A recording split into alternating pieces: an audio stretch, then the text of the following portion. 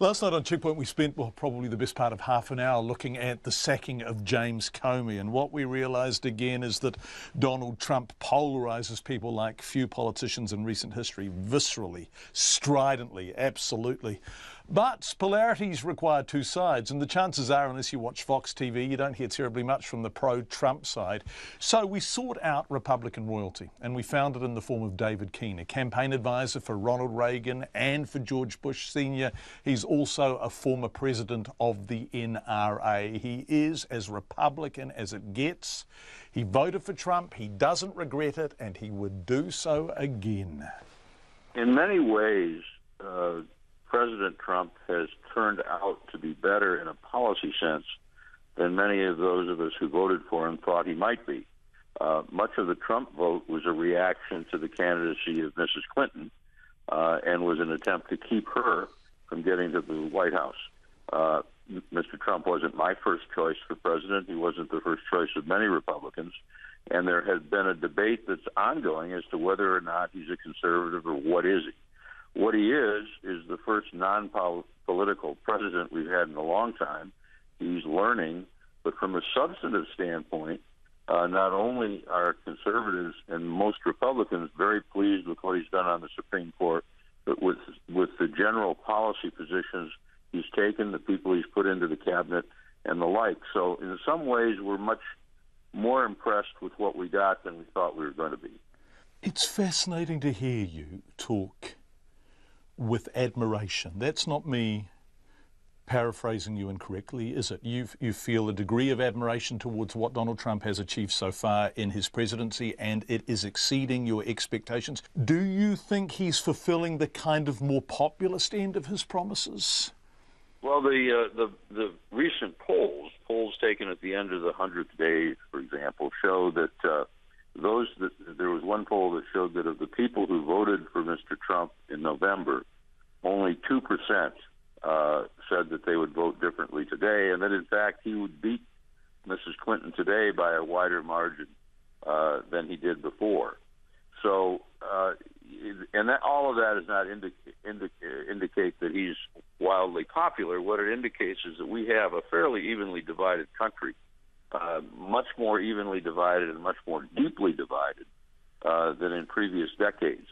So the people that voted for him, and I think that it was more than just against Mrs. Clinton personally. There had been brewing, particularly in what the elites like to call flyover country, the Wisconsins, the Iowas, the Minnesotas, in the center of the country. There had been brewing for perhaps a decade of feeling among people that they'd been left out, and not only left out, but that they were being dismissed as irrelevant by the people in Washington and on the coasts. And I think if that had not bubbled up this time, it would have bubbled up in 4 more years with another candidate, but it was going to happen.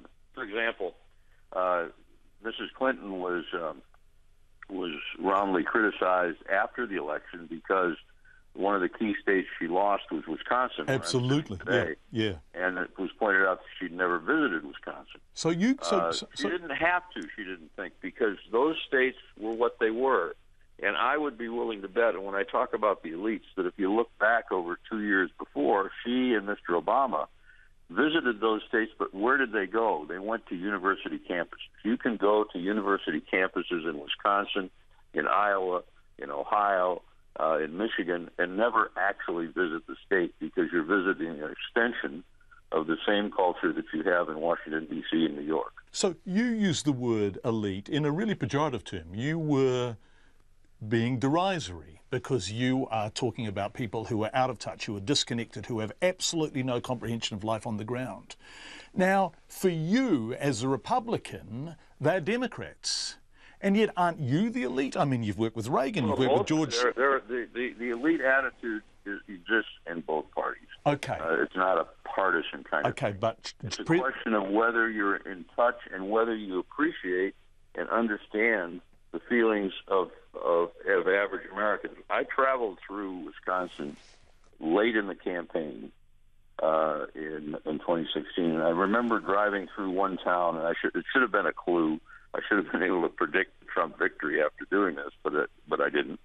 I drove through this town, small town, and on both sides of the street, on every lawn, was a sign that said "proudly deplorable."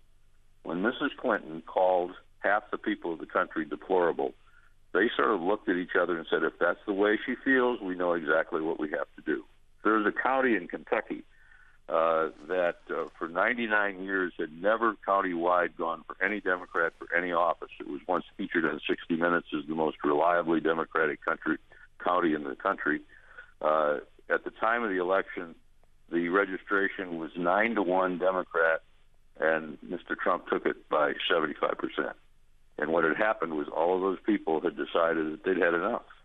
Enough of what? What? So let's set aside... Enough not only of policies that they thought hurt them, but of the disdain of the people making those policies for them, their lifestyles, their values, and their economic future. And it's really the disdain that bound them together. So Mr. Trump exploited that politically, as one who was really looking at it should, and he benefited from it. Now the question he faces is whether or not the sort of symbolic rejection of what they've done will result in policies that will in fact help those people. And the question of whether that's going to happen is yet to be answered and won't be answered for some time. Do you think he will help those people? Because if we look at the faith they have in him, and if you describe that part of Kentucky, which has been Democrat for as long as people have been voting in the United States, and it wanted Donald Trump as their president. Mm-hmm.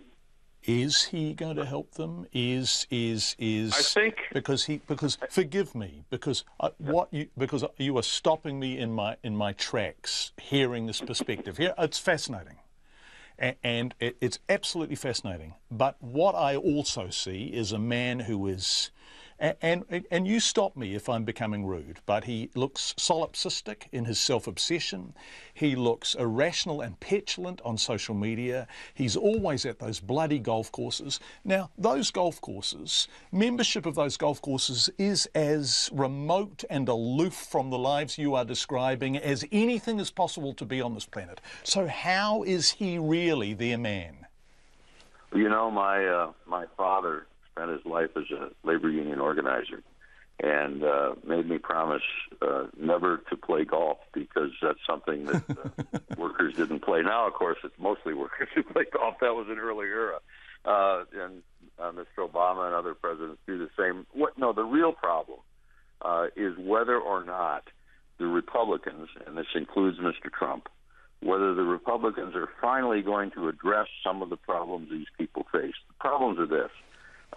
If you take the Midwest, which has been gutted by trade policies and the rest, trade policies which incidentally in a macro sense have helped everybody. If there's a policy that will provide real training to real people to do real jobs, both parties ought to be looking at that. Both parties ought to be doing it. If the Republicans do it, they will change the votes of those who were simply rejecting the Democrats in favor of Donald Trump into actual Republican votes in the future. But as I say, the jury is out on that one. Conceptually, it's simple. In fact, it may be very difficult. That's David Keene, a former Republican presidential advisor, talking to us earlier today.